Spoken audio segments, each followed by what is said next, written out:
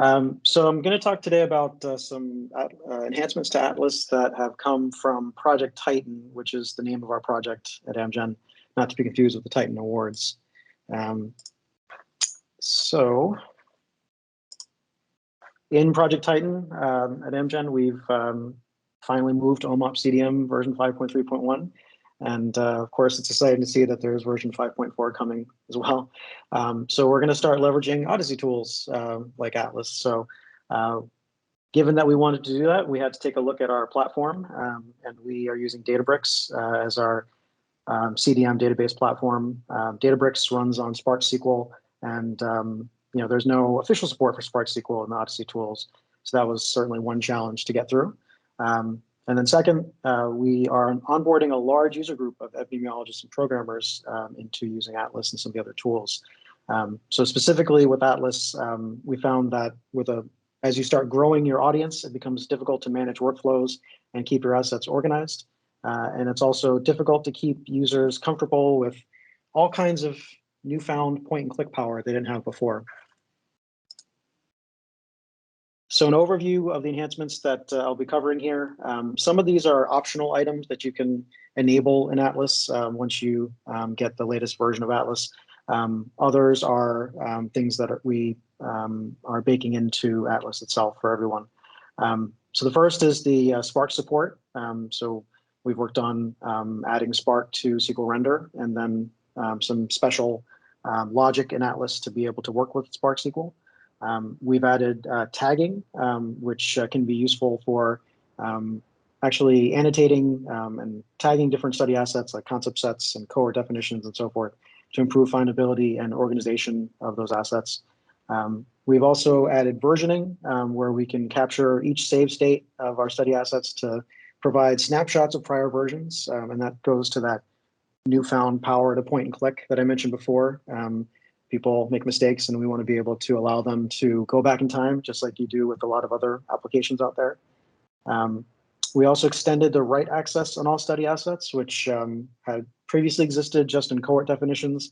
We wanted to be able to do the same thing with other assets like concept sets and characterizations, the ability to enable other authors to have write access to those assets.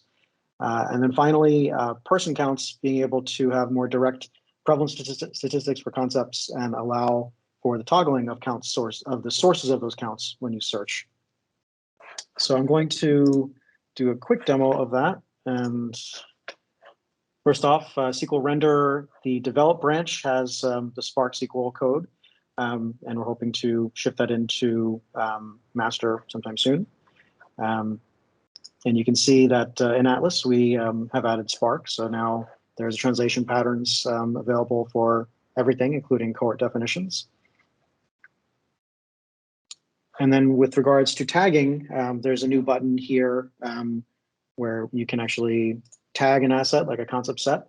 The tagging mechanism is something that you can predefine as an organization. It's not something that we are pre-specifying. So you can establish tag groups and with name descriptions, and then also possible values that you want to allow in that tag group.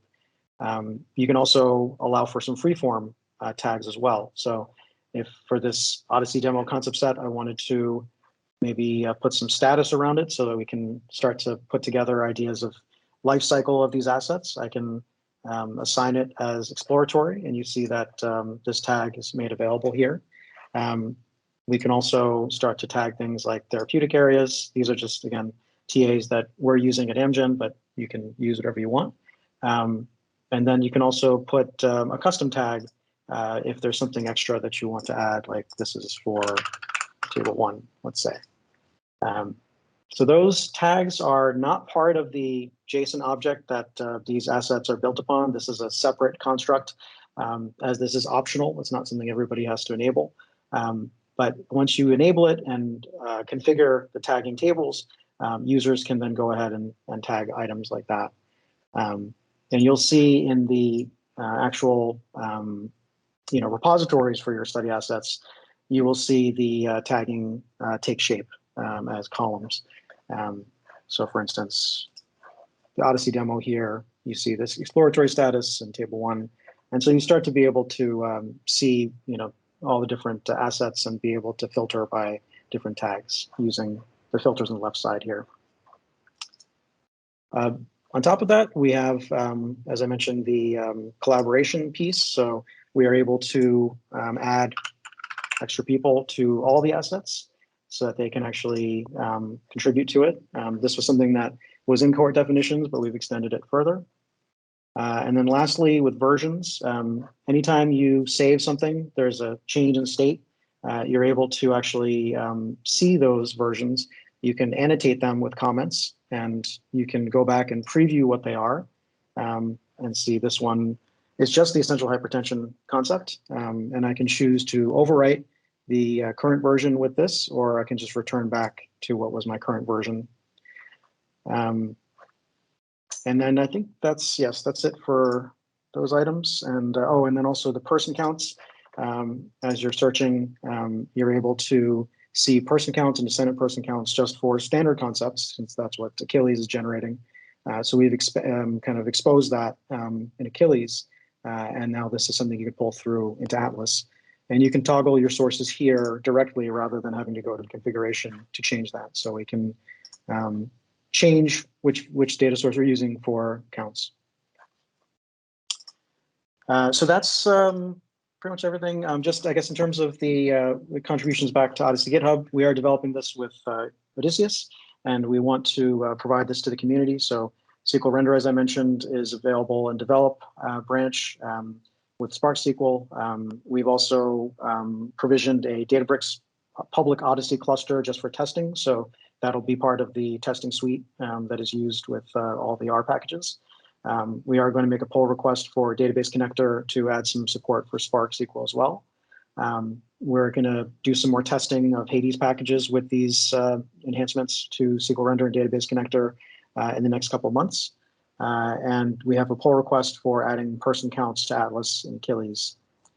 The tagging and versioning has been, I believe, accepted into master of Web API and Atlas. And we will be able to have Spark support in there as well once SQL Render has been updated with Spark SQL. Lastly, we did use Solr search in our platform, and we've been doing a lot with Docker. So we shared instructions of how to set up Solr search in Docker for those that are interested. So some acknowledgements. This is my Amgen team here. They have been working hard on learning the tool and getting everybody trained up on it. So thank you to them. Odysseus, Greg and his team have done a great job with development. The OHDSI community, Martine's been very helpful with the SQL Render implementation. Chris and Anthony have been very helpful with discussing tagging and versioning. And Lee has been very helpful with the Databricks cluster as part of the testing platform. And I also would like to thank Databricks as well. So if you have any questions, feel free to reach out to me at my OHDSI email account, or I'm on the forums, of course. I know there's some folks that were interested in doing stuff with Databricks and Spark SQL, like Wojtek and a few other folks. So if there's enough of an interested party, we can perhaps start a little mini working group to continue to mature Spark as a supported platform. And that's it. So thank you all.